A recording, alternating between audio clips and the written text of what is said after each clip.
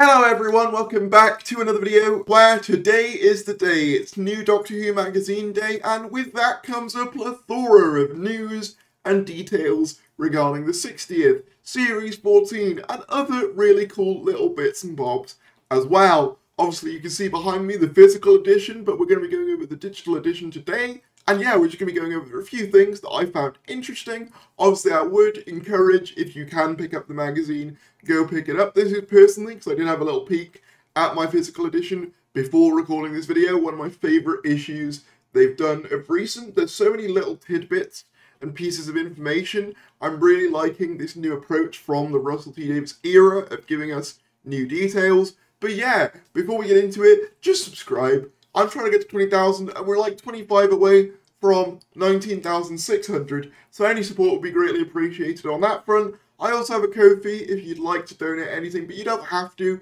It's literally just there if you feel like helping me out. But with that said, let's get into the video.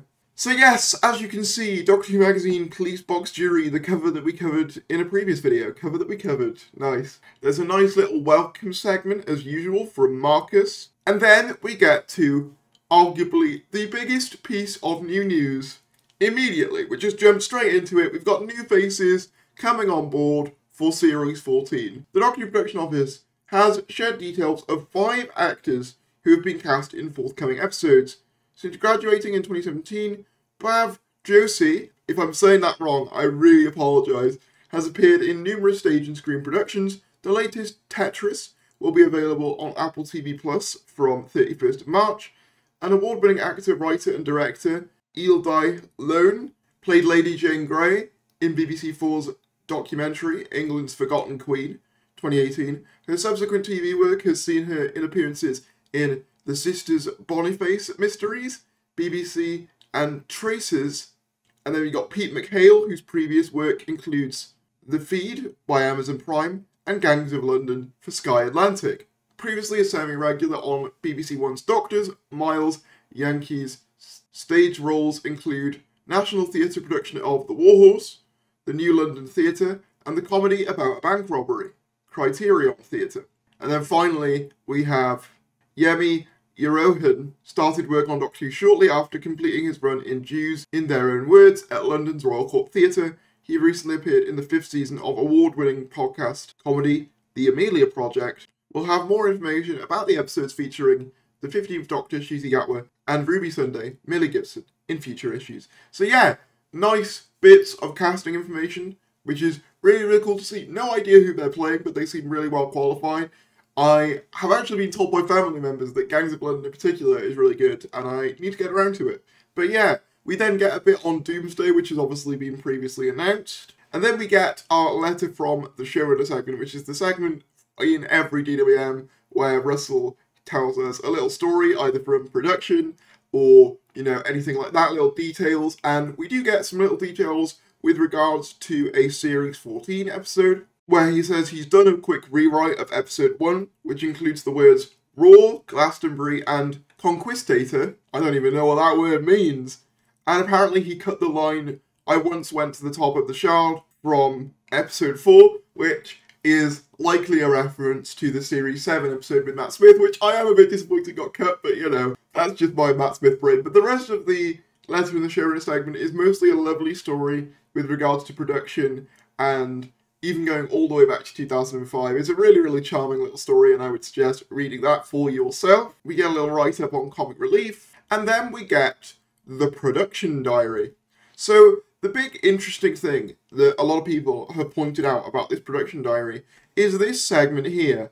As we get into the second week of our Christmas shoot, a guest star from 2005 returns. So yeah, who that is? No idea. My guess would be someone like maybe Trinity Wells, because she was back in 2005, I think. The Aliens of London 2-parter, I believe she was in. So that's my guess, but it could literally be anyone. I've seen some people say Harriet Jones, because even though she did technically die in Series 4 through, I think, a book, Russell said that she survived, I think. So yeah, could be her. Could be Margaret the Slitheen. That would be wild. Yeah, I'm really curious to see who that returning character is. There's other like little details here as well that I find really interesting. Like meetings about VFX, talks about monsters and stuff like that. Really, really cool stuff. Really, really interesting. And then we get arguably the biggest piece of meat to this issue when it comes to the 60th and future stuff. We get an exclusive interview with the 3 directors of the 60th anniversary specials, Chania Button, Rachel Talalay, and Tom Kingsley.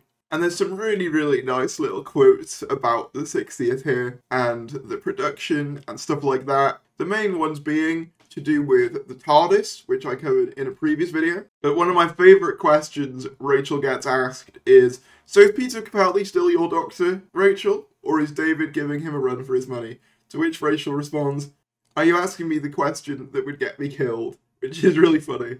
Yeah, here you can see the quotes about the TARDIS that we went over in a previous video. There's obviously the 60s polls, which, yeah, are pretty interesting. And then we get this interview with Moses Ogundeji talking about being a best boy on set, which was shown back in the St. David's promotional video. It's basically a bridge between production and key grip. That's a person who, when the director says, this is what I want to achieve, comes up with how to make it happen, then passes that on to the rest. So yeah, it's really cool that we're getting, with each of these, like, a little insight into the individual kind of cast and crew who are, like, behind the scenes. Obviously, I believe it was the last issue where we got an insight into what it was like to be a VFX coordinator.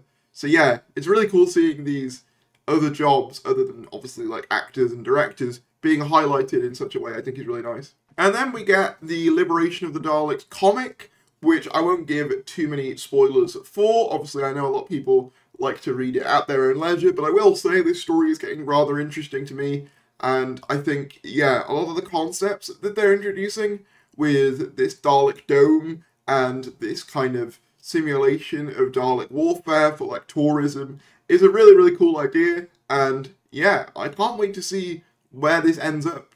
And whether it'll lead into maybe, like, the new TARDIS for the 60th, because there's stuff that happens in the TARDIS in these stories which makes me curious to see, you know, if it'll cause a change to the TARDIS in the future. But that's not all. I forgot to mention this quote from Phil Collinson that was in Doctor Who magazine, saying that without making any promises, we have the beginnings of plans to contribute something absolutely unique for children in need this year. So I'm really excited to see what they contribute for Children in Need. Obviously, Children in Need is literally a couple of days before the 60th actually happens, so I'm really interested to see what they do for that. Yeah, it's going to be really, really interesting to see. So I thought I'd just add this in because I completely forgot that this was something that Phil Collinson said, and I know that if I didn't include it, someone was going to mention it in the comments. So there, I've mentioned it now. Hopefully, we'll get something a bit bigger than the Red Nose Day sketch, which was fine, but Children in Need tends to do something a bit more extravagant. You know, that's where you get things like Born Again and the Peter Davison, David Tennant crossover thing. So yeah, hopefully we'll get something really fun like that. Fingers crossed. And that pretty much wraps up everything that I wanted to cover in this video. If you did enjoy, be sure to give it a like. Comment down below your thoughts on anything we discussed. Subscribe if you're new. And I will see you later.